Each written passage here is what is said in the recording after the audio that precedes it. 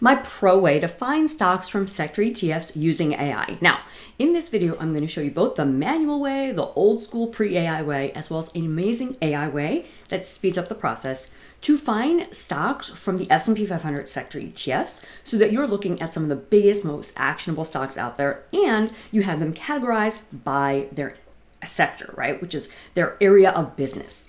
So I'm Hima Reddy. I've been trading, studying, analyzing markets for 26 plus years, and this is exactly the process I use. So let's dive in. Important reminder that trading and investing can be extremely risky business. Therefore, it's your responsibility to evaluate any information, opinion, advice, or other content contained in this video. Now, this process applies no matter what trading software you use. I happen to use TradeStation. All you need is the ability to drop ticker symbols into a list and ideally have them update when a chart is changed. So for example, this is the XLB sector. This is one of the S&P 500 11 GICS sectors. And the sector ETF, XLB, is specific to State Street. That's a company that manages what actual components go inside this fund, right? Because an ETF is an exchange traded fund. So XLB is one area of the market, and I want to update this list because I haven't touched it in a minute.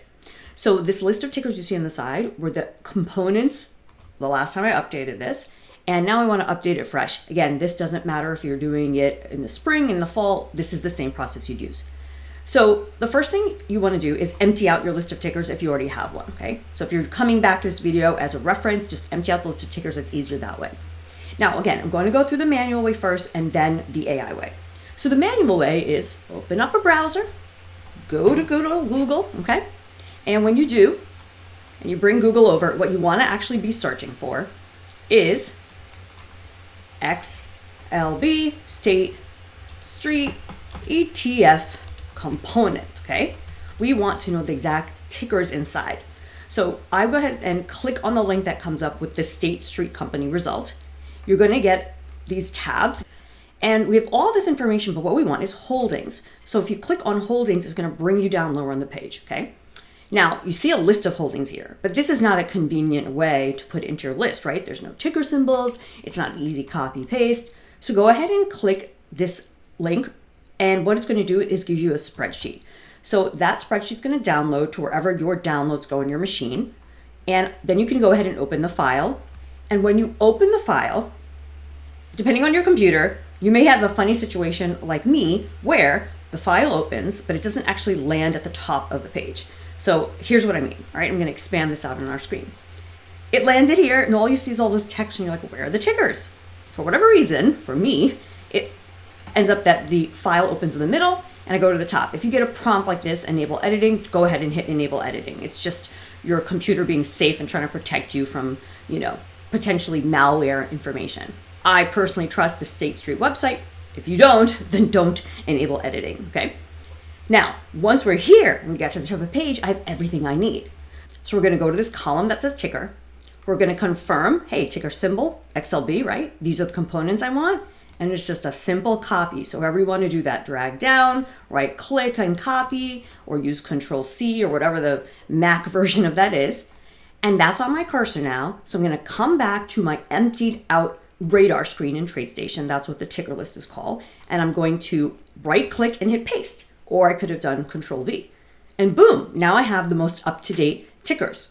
Now, you don't need to do this every time you sit to trade. When you are approaching the markets for, let's say, swing trading opportunities, you can do this, I don't know, maybe once a month. It could be once a quarter. It's up to you. Because the thing is, you're not going in and trying to trade everything. You're trying to see what are the current components. Because again, this is a living, breathing fund, right? People are managing and deciding what goes in and out. What you're trying to know is which of these are moving in particular ways, giving certain setups, and which of these am I not getting data for. So you can just delete any that you don't have the data for, whether it's based on your actual data plan or just that they're not ticker symbols of stocks. All right, so that is the update the manual way. Now, that took us several minutes, about 4 minutes. What's the quick AI way? Let me show you. So instead of going and Googling and finding the component website and everything, we can use AI LLM tools, these large language models, to just speed up the search and even get to the result faster. Now, when it comes to financial information, I have liked Perplexity lately. I just think it's a really financially savvy LLM. ChatGPT or Claude or any of those are great too. So what I'm bringing over on the screen, okay, is my Perplexity window logged in. So I have a free account right now. You can see it's trying to get me to upgrade, okay? And you know it's my account because my little face and name are here. And here's what you're gonna do. You're just gonna open a new thread. So new with the plus sign, or just go to the home page and be able to type. Okay, so into this thread, what do we put? We put something called a prompt. Okay, this is our request for information or action. So I'm gonna give you the prompt. So if you're watching this video, you will be able to find it in the information around this video and you can just copy and paste it. So I'm gonna copy and paste it and read it to you here. Give me the direct State Street Excel SX download links for the daily holdings spreadsheets for all 11 select sector S&P 500 ETFs in the S&P 500. This is like the most direct information. Now I'm on a PC, so I want the Excel SX files. If you're on Mac or like Linux or something else, you may have to amend that, okay? This is just a old school PC girls prompt. Now, you go ahead and hit the arrow, and you should have a result of direct download links. You don't even need to go and dig through the pages, okay? It's being, cautious and telling you, hey, I'm not totally sure because things are protected basically, but here's the link. So let's go ahead and hit the one for XLK. Look, it's opening up a spreadsheet. I didn't have to go anywhere and download anything extra. And the thing is, guys, when it comes to using AI, it's about saving time and doing things that would have taken longer and compressing that so you can use that time for other things in your life and trading. So you can see I get the same result here. This is an XLK example. It didn't even do that funky thing of opening the middle of the spreadsheet. Here I am in a different browser, and perhaps it's my personal settings, but either way, look, ticker, boom. I can take this, okay, so this is XLK. I'm gonna go and grab that entire ticker column